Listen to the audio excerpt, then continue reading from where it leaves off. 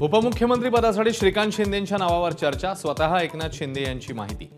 भाजप आणि राष्ट्रवादीच्या भूमिकेकडे लक्ष। गृह खाते कोणाकडे राहणार यावर चर्चा करून निर्णय घेऊ, शिंदेंचं वक्तव्य। भाजप शिवसेनेला गृह खाते सोडणार का याकडे लक्ष। 2 दिवसांच्या विश्रांतीनंतर एकनाथ शिंदे दरेगावातून ठाण्यामध्ये परतले, प्रकृती ठीक असल्याची माहिती। लांबणीवर पडलेली महायुतीची बैठक लवकरच होणार। दरेगावातून परतताच एकनाथ शिंदेंची दीपक केसरकरांसोबत हेलिपॅडवर खासगीमध्ये चर्चा। शुभदीप निवासस्थानी मंत्रिपदासंदर्भात पुन्हा चर्चा झाल्याची माहिती। शरद पवारांच्या राष्ट्रवादीकडून जितेंद्र आव्हाडांची गटनेतेपदी निवड, तर प्रतोदपदाचा मान सर्वात तरुण आमदार असलेले रोहित पाटील यांना।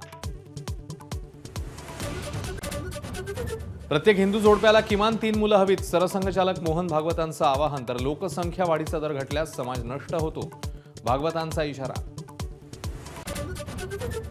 अजित पवार महायुतीत आले नसते तर आमच्या 100 जागा आल्या असत्या, गुलाबराव पाटलांचं वक्तव्य। तर गुलाबरावांनी जुलाबराव होऊ नये म्हणत मिटकरींकडून समाचार।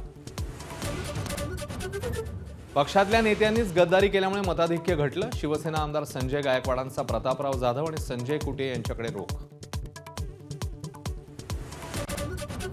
बारामतीतल्या पराभवानंतर योगेंद्र पवारांचा मतमोजणी पडताळणीसाठी अर्ज। ईव्हीएम मतमोजणीवर यापूर्वीच 22 पराभूतांचा आक्षेप। ईव्हीएम हॅक होऊ शकतं हा दावा खोटा, व्हायरल व्हिडिओवर निवडणूक आयोगाचं स्पष्टीकरण। ईव्हीएम सोबत छेडछाड होऊ शकत नसल्याचंही स्पष्टीकरण। माजी सरन्यायाधीश धनंजय चंद्रचूड यांनी देशामध्ये आग लावली, संजय राऊतांचा हल्लाबोल। चंद्रचूड यांच्यामुळेच घटनाबाह्य सरकारचं संविधान विरोधी काळजीवाहू सरकार आल्याची ही टीका। दिल्लीची विधानसभा निवडणूक आम आदमी पार्टी स्वबळावर लढणार, अरविंद केजरीवाल यांची घोषणा। राजधानी दिल्लीत कायदा सुव्यवस्था चिंताजनक असल्याचं म्हणत केंद्र सरकारवर ही टीका। एमएमआर हद्दीमध्ये नवीन रेडीमिक्स कॉन्क्रीट प्लांट उभारण्यास मनाई, मुंबईतल्या हवेची गुणवत्ता सुधारण्यासाठी प्रदूषण नियंत्रण मंडळाचा निर्णय। दररोज 15 कोटींचा तोटा सोसणाऱ्या एसटीकडनं सरकारला भाडेवाढीचा प्रस्ताव, तिकिटामध्ये 18% वाढ करण्याची मागणी। पुष्पा 2 हा बहुप्रतीक्षित सिनेमा लवकरच प्रेक्षकांच्या भेटीला। सिनेमाच्या प्रमोशन दरम्यान मुंबईमध्ये अभिनेता अल्लू अर्जुनचा चाहत्यांशी मराठीतून संवाद साधण्याचा प्रयत्न।